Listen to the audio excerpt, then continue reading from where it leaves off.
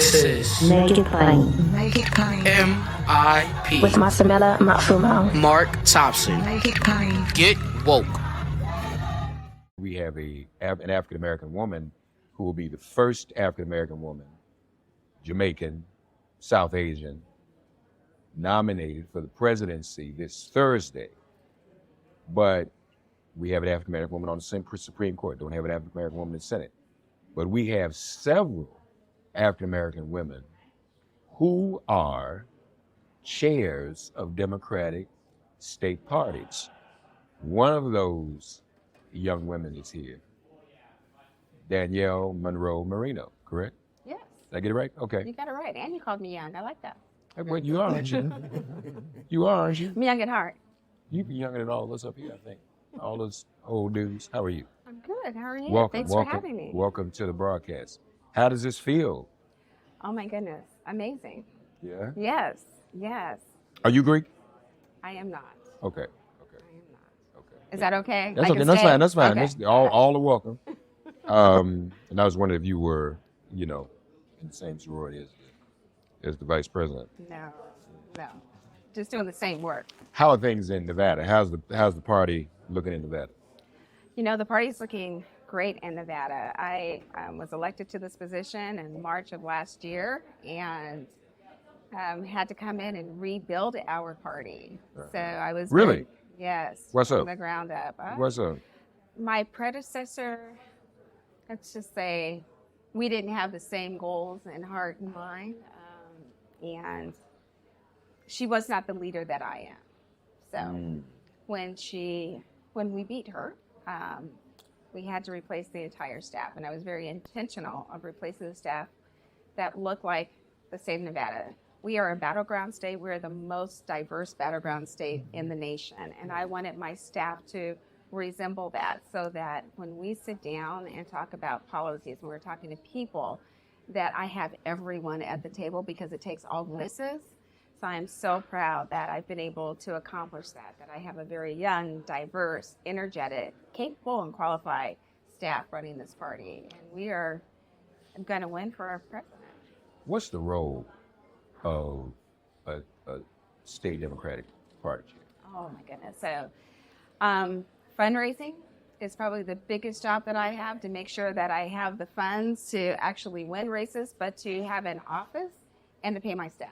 And when I ran for office, I also serve in the state legislature. So let me back up there. I'm sorry, I should have said it. You're a state representative? I am. I'm a state legislator. I serve in our house. I am the first Black woman to be in leadership in the Nevada Assembly. I chair the Ways and Means Committee, and I'm the Speaker Pro Tem. So you said, when did I should I have led with that? That ain't no small thing. And I ran because I didn't feel the party chair that we had at the time was helping me and a partner to me in my legislative work as a political leader in my state as a public servant. So coming in, making sure we built out this infrastructure that had a full-time, year-round staff that could go out and work in the communities. And working in the communities means that I have clubs and caucus and county chairs. So I run the state, but I have a chair in almost every county. I have 17 counties in the state of Nevada. And then they do the work in their counties. We overlap that, but at the state level, I have constituency caucuses. So I have a Black caucus, a Latino caucus, AAPI caucus, LGBTQ caucus that does the work in their communities. I'm a Black woman who has biracial children, but for people to feel welcome and open to talk to folks, they like to see someone who looks like them, that has the same lived experiences that they have. So my job is to bring unity and community to the party. Yeah. And not just on building up to an election day. I believe in being in our community 24/7.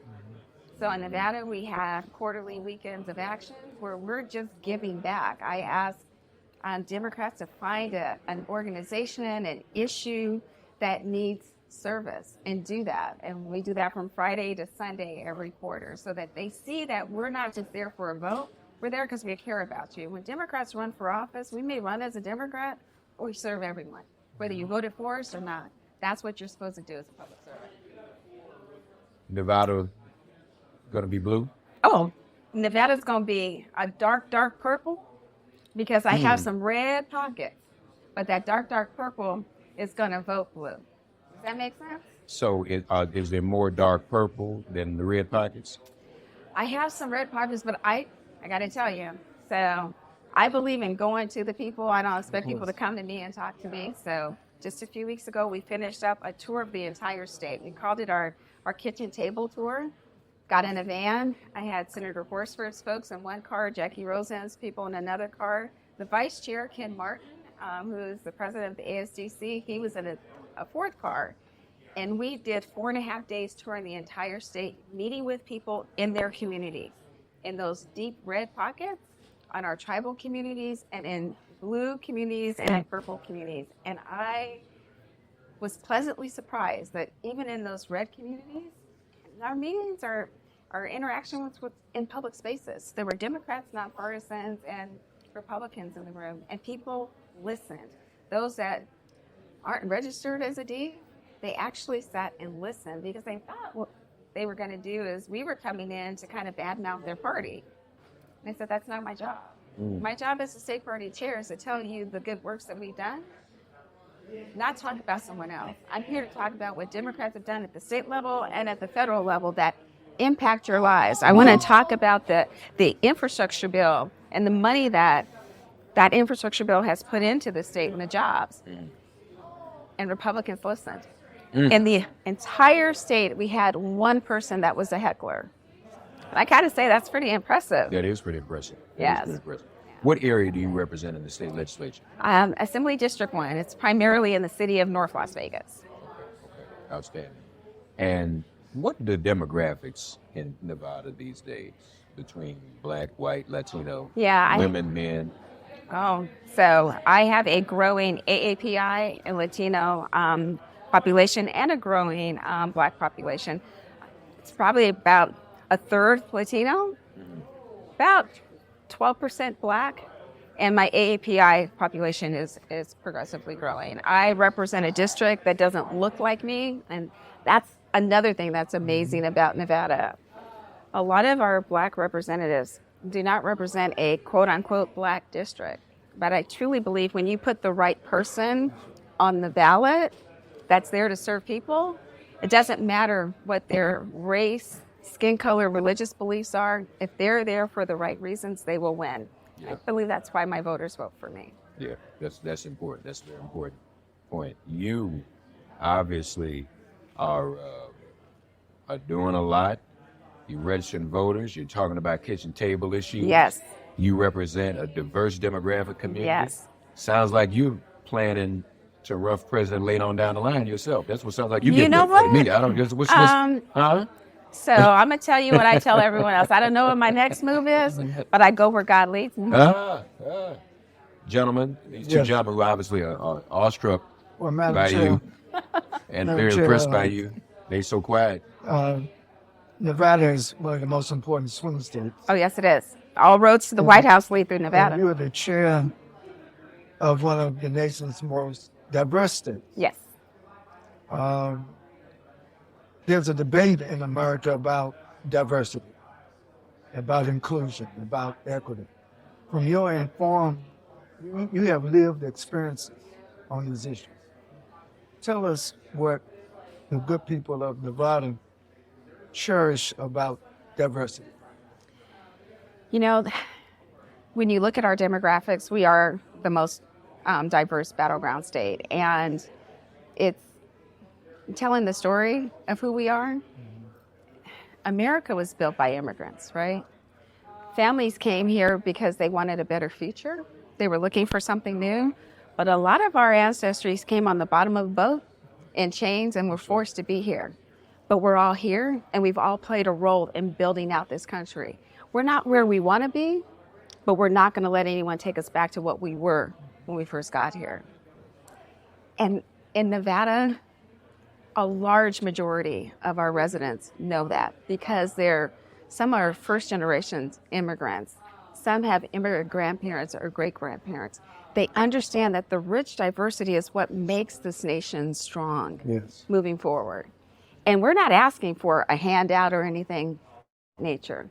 we're asking for a fair shot at the American dream.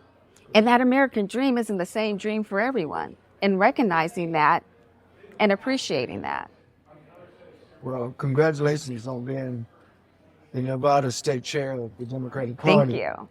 And I know your voice and your position will be taken very serious about other state chairs around the United States.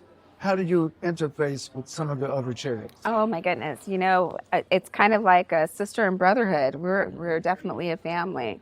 It's text messages, emails. We lean on each other. A number of us are elected leaders in our own right, along with being state party chairs. So it's leaning on each other about policy and how did you move this policy forward, or why did it fail, kind of thing. I know in my role, and for most Black women, I don't care what the role is, we have to work 3, 4, sometimes 5 times harder than our white counterparts. And we often go through things that no one else goes through. So we have our Black Sisters Chair chat that we can get on and like, okay, I need some prayer today. I need to vent today. And it's great to have that sisterhood. But my brothers, my Black brothers, they've always had my back since the day when I got in this position. So we have become a family. And, you know, I say I go where God leads me. I had never thought about running for this role until it kind of slapped me in the face that we really needed another leader to step up. But I know that I'm right where God needed me to be at the right time. You know, we represent the Black press of America, African-American owned newspapers. We used to have a number newspaper in Las Vegas. We got to revitalize the Black-owned newspaper in Las Vegas. How do you view the importance of diversity in the press? It's vitally important. I believe diversity is important in every occupation, in every aspect of what we do, because I am a Black woman that has not had a white woman's experience, lived experience, right? And vice versa. If we are not a part of all of those conversations in every setting, then we're going to be left out. And we can't be left out. No, indeed. Go ahead, finish point. I'm sorry. You and I may have a conversation, you view it one way because we both may have a shared life experience, where someone that does not have our life experience might be offended by the conversation. So I think it's vitally important that we have diversity across it. Yeah. I was sitting here listening, and you said a lot of things that made a whole lot of sense. But one of the main things that I gleaned from what you said was the fact that there's a divine placement. That was one. The other thing was the unity that you're seeking. Yeah. But you also said you beat that opponent, and so to me, but not in a negative sense. No. It was as if something was wrong, and you had to correct it, and you did that. So my question or my ask would be to those who are allowing you to make history. Yeah. 7 is a number of completion. But to those who are allowing you to make history, what are you going to give back to them? Oh my goodness. You know, I'm here because others came before me that opened the door. I have a responsibility to pay it forward, to mentor the next generation of leaders. But also for those voices that didn't have the opportunity to be here, to make sure that those voices are heard. So, yes, I have my young staff that's on my staff, and they're amazing. I don't discount my seniors. I go to them because they're the ones that live stuff. They're the wisdom behind the work that I do.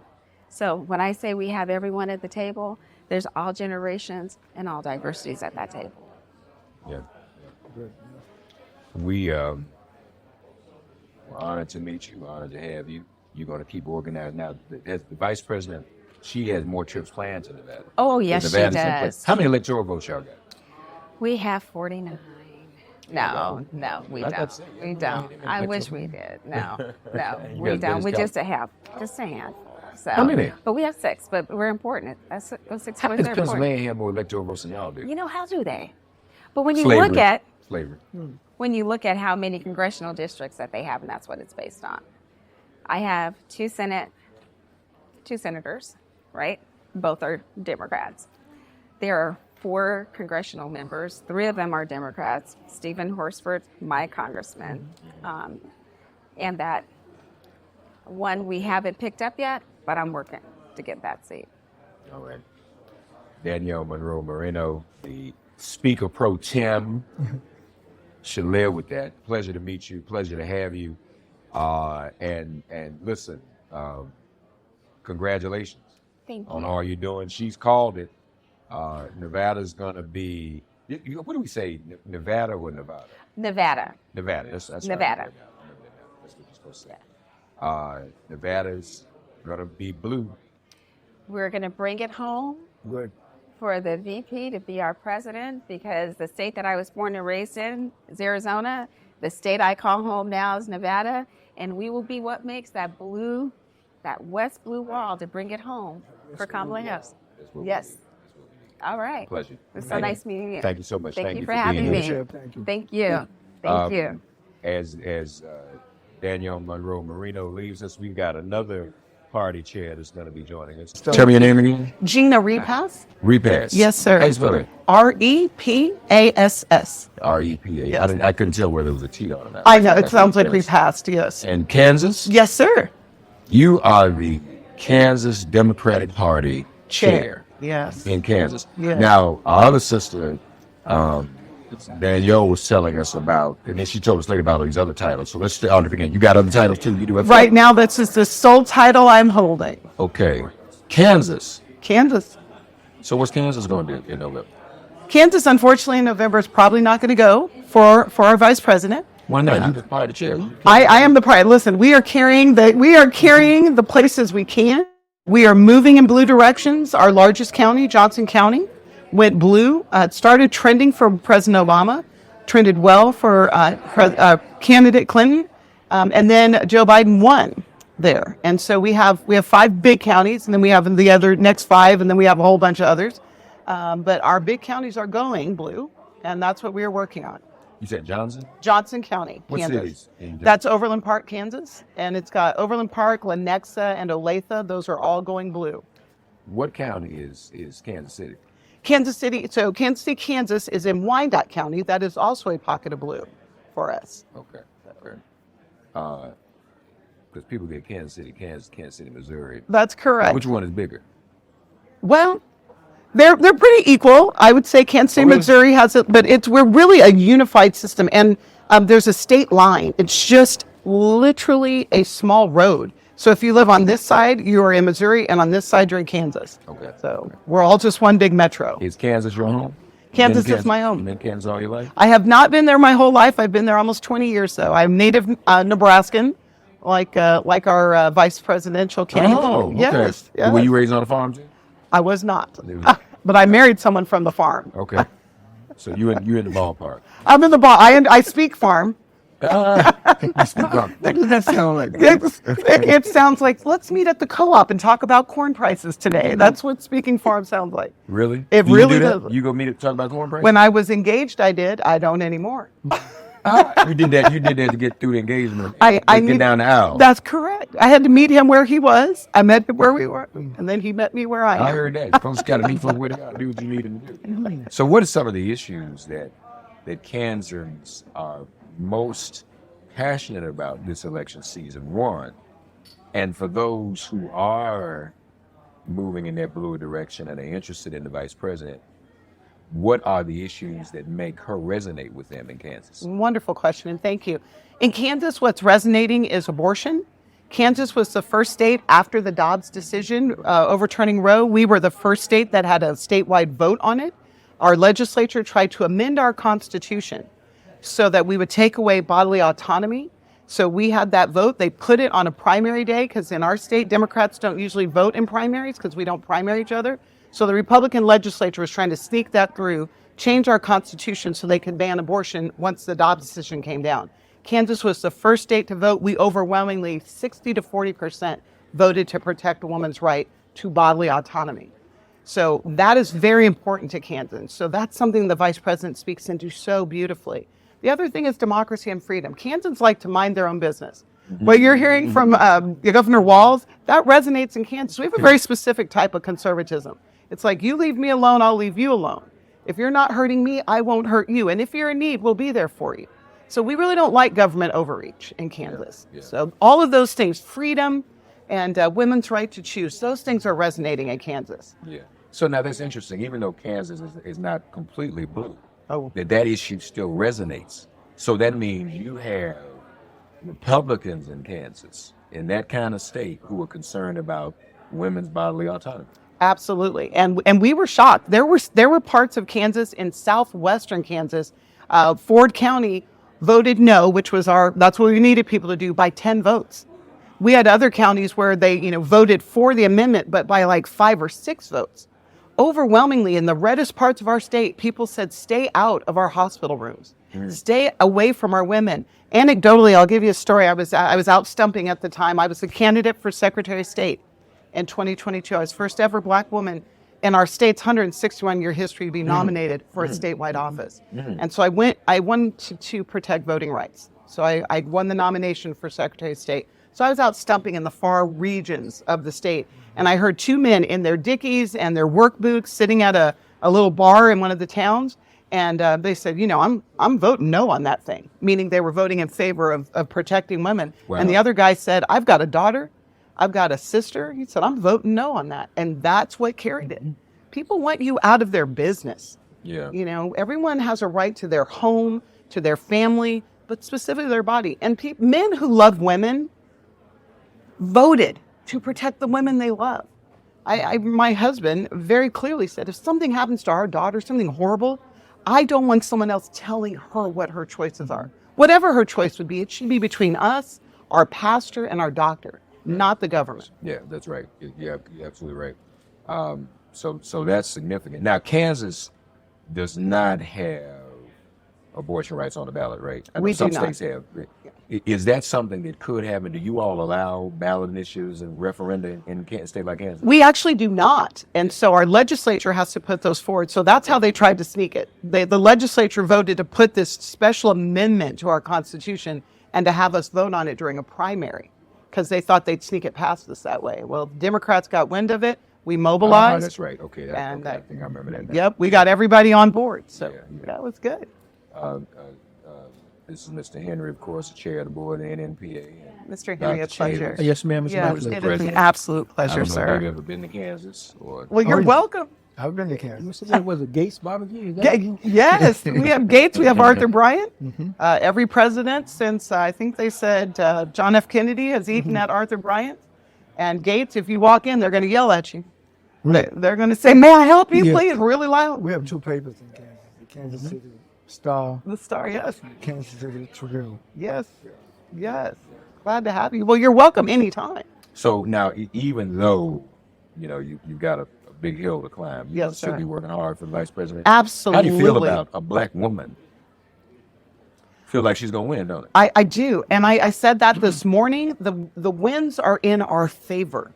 The time has come. I remember being a young woman, a little girl, when I was in kindergarten. I was 5 years old, and my kindergarten teacher told me Black people can't be president. And I remember that story because those are the kind of things that resonate with you. And she was thinking of Black people in general, specifically not even a woman, heavens forbid. So now to see a Black woman ascending to this role. And I will tell you, in no way, shape, or form am I comparing myself to the vice president, but walking in the places where you are the first, I was the first ever statewide nominee for a statewide office in Kansas. I was shocked at that, but I made it my goal to make sure I wasn't the last. So we just went through our primaries for our general elections. We had more women and more women of color ever in the state's history. And I'm Wow. very proud of that as a chair. Yeah. I don't know if that's a prerequisite, but we've spoken to 2, and both of you have been the first, and you're continuing to make history. Yes, yes. All 7 of us, by the way. I heard Chair Moreno tell you there are 7 of us. Yeah. South Carolina, Michigan, Georgia, myself in Kansas, Oklahoma, Nevada, Oregon. I'm missing one. Who am I missing? Did I say Oklahoma? Michigan. Michigan, yeah. Right. All 7 of us are the first evers in our state to chair the party. Yeah. That is So- Go ahead, Bob. umbilical cord, I guess, that binds everything together, That's bringing right. That's right. this new birth. It is, and we will not leave anyone behind. And let me say this, I'm the daughter of a civil rights activist, and my mother was very clear with us that we could not, my brothers and I, we could not take this country for granted. She carried that with her, and she said, you guys are too comfortable. And I said, well, what does that mean, Mom? Isn't that what you guys marched for in the civil rights, so that your children and grandchildren could live in this country in comfort? And she said, absolutely not. We marched and we fought and we went to jail so you could have equal access, so that you could have equal rights. Don't you dare get comfortable. Don't take anything in this country for granted. And so that's where I stand on the shoulders of others. That's right. And it is my responsibility. And my mom said to me, you're going to go into politics, but not because I'm special, but because the country is special. Yeah. Because our rights are special, because they're worth it. So my job is to do this and then to bring others along. Yeah. And I will never not thank you for those of you who walked before us. Thank you for that. Well, thank you for. But don't thank me continuing because I wasn't the born legacy. yet. I'm younger than them. So don't Well, thank look, I'm younger than everybody. As I believe it, as I turned 54 last week. Now we must march to the polls. Yes, yes, We sir. must march to the polls Yes, in sir. record numbers, and not let any voter intimidation or voter suppression keep us from voting. Yeah, and ignorance. And I will say this, I got my hair done right before we were leaving. My hairstylist, I was talking to her and I was like, I'm going to this convention, and I was expecting her to be so excited. So we're going to go nominate Vice President Harris. And she goes, well, I think she's just as bad as the other one. And I said, Oh, wait, no. what? Young And she- person? Yeah, she's younger than I am. And she started spouting off stuff I know she's seeing on TikTok or other, and those feeds keep feeding you. I stayed on the phone with her until I got her set straight. And the entire time I was in her chair, I got her set straight. But that is going to be something else we have to combat. It's the misinformation. She's like, well, they're all the same. She's just as bad. And I'm like, woo. So I had to educate her. So before we can just tell people to show up, we've got to explain to them why. That's what we do in the Black press. Yes. We're the trusted voice of the community, so we got to get that messaging out Yep. of the facts about this election. Yes, and we can't take it for granted. There are those of us who we live this and understand it. There's a whole group of people out here who do not have any idea what's going on. They think that there's equanimity between the Republican platform and the Democrats, and it's all the same. No one does anything for us, and it's just not the truth. Yep, got to keep going. Yeah. Thank you so much. It is a joy. And you all Thank having you. a party Thursday. We are, yes. Are we allowed to come? Please come. And Cal is your connection, and he will get you there. It is a celebration, Black Power excellence. All 7 of us first ever Black women chairs on the day that we're going to nominate our vice president. Right. And I will say this about these women. We have become a sisterhood, the best kind of sorority. We all understand what it's like. Some of us are in red states, some in blue states. I'm in a red state with a Democratic governor. So we understand each other's challenges, both as women, as people of color. You have to fight for people's respect. You cannot let our mistakes get amplified, and we lift each other up. So You plan to go further in terms of running for office? yes, I absolutely do. So you're gonna be the next Black woman president? I will be the next Black woman congresswoman, and then we've never had a Black congresswoman, a Black congress member from the state of Kansas. I will be doing that next, and then we'll see what the Lord says. President after that. Yeah. All right. If the Lord says so, but thank you. Right. I do want to end with That's this. too. The fourth estate, what you do, is so integral to democracy. And I don't think the press gets enough credit. After Donald Trump has attacked, this is the 4th leg on the stool of democracy. So thank you for this free press. And I appreciate it so very much. Thank you. Please Thank you come for to being campus here. anytime. God bless you, gentlemen. Come to Thank Kansas. you. God bless you. God bless Keep you up the guys. great work Thank all you you're so doing, much. Sister Repass. Thank you. Is the Kansas State Chair, Democratic Party State Chair, y'all. And we're glad to have her. So wonderful. Thank you. Thank you so much. Thanks for getting woke and listening to Make It Plain. As always, perform an act of kindness on behalf of an elder or young person. Write a letter to a sister brother who just so happens to find her or himself incarcerated. Offer libations to the ancestors upon whose sturdy shoulders we all now stand. And above all, give thanks to the God of your understanding by whatever name you call her and him. All God asks of us is that we give each other love. Thanks for giving MIP love. And please remember to subscribe and give us a 5-star rating. If all hearts and minds are clear, it has been made plain.